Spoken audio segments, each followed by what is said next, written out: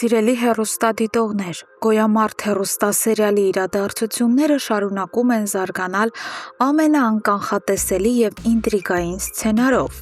Թվում էր, թե կրքերը պետք է փոքր-ինչ հանդարտվեին, սակայն նոր վրեժի ծրագրերն ու անձնական հարաբերությունների ճգնաժամերը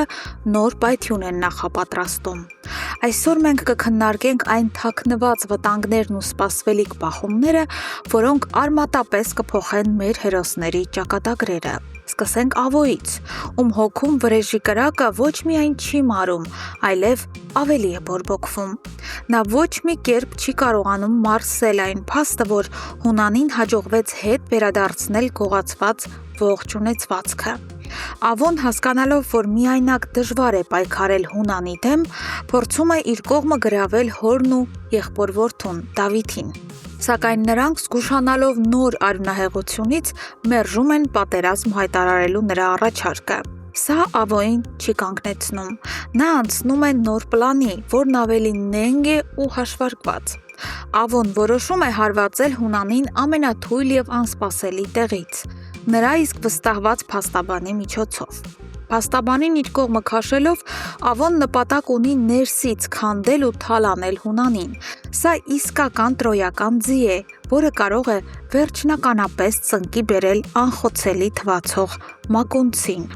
Մինչ Ավոն նախապատրաստում է իր ֆինանսական դիվերսիան, Հունանը փորձում է վերահսկել իր երեխաների, մասնավորապես Լեայի կյանքը։ Նա Արամին դարձրել էր յուրօրինակ լրտես, հանձնարարելով հետևել դստեր ամեն մի քայլին։ Բայց Լեան, զգալով այս ճնշումը, բացահայտ ասում է Արամին, որ նրա մշտական ներկայությունն իրեն խիստ տհաճ է։ Այստեղ Արամը կատարում է շատ խելացի և տղամարդկային քայլ։ Նա զանգահարում է Հունանին և կտրուկ հրաժարվում լինել Լեայի ստվերն ու զեկուցել նրա քայլերի մասին, հավելելով, որ դա չի անի ոչ մի գումարի դիմաց։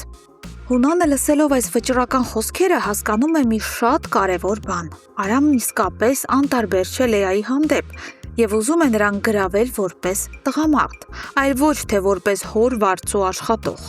Հունանը որոշում է չխանգարել Արամին, հույս ունենալով, որ նա կկարողանա վերջնականապես մոռացնել տալ Լեոյին։ Բայց Հունանի պլանները միայն Արամով չեն սահմանափակվում։ Քիչ անց մենք տեսնում ենք չափազանց լարված և անսպասելի մի տեսարան։ Հունանը անձամբ գնում է այն սպորտային դահլիճը, որտեղ մարզվում է Լեոն։ Լեոյի համար սա իսկական և խիստ տհաճ անակնկալ է։ Ինչ նպատակով է հոր մարդասպանը եկել իր ոտքով։ Մեր վերլուծությունը հուշում է, որ Հունանը եկել է կամ վերջնական ու դաժան սպառնալիք հնչեցնելու, պահանջելով ընդմիշտ հեռու մնալ Լեայից, կամ էլ Լեոյին առաջարկելու է մի գործարք, որից նա չի կարողանա հրաժարվել։ Իսկ այս ընթացքում Գրիշոյի և Մանանի ընտանիքը կանգնած է վերջնական կործանման եզրին։ Գրիշոն հատում է բարոյականության բոլոր սահմանները։ Նա գիշերը տուն չի գալիս, չի պատասխանում կնոջ զանգերին և հանգիստ արթնանում է իր նոր ընկերուհու գրկում։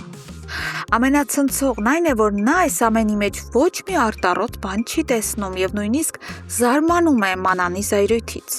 Բայց Մանանն այն աղջիկներից չէ, ով լուռ կուլ կտա դավաճանությունը։ Նա կտրուկ պայման է դնում՝ չի վերադառնա այդ տուն, մինչև Գրիշոն ճշմարտությունը չասի, թե ում հետ էր գիշերը և ինչ էր անում։ Սա նշանակում է, որ Գրիշոն ստիպված է լինելու կամ խոստովանել իր ստորությունը և կորցնել Մանանին, կամ շարունակել հյուսել ստի սարդոստայնը, որը վաղ թե ուշ կպատռվի։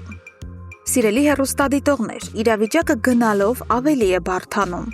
Ինչ եք կարծում, Հունանին կհաջողվի նոր հարված հասցնել Լեոյին մարզասրահում։ Եվ ինչ որոշում կկայացնի Մանանը, երբ վերջնականապես համոզվի ամուսնու դավաճանության մեջ։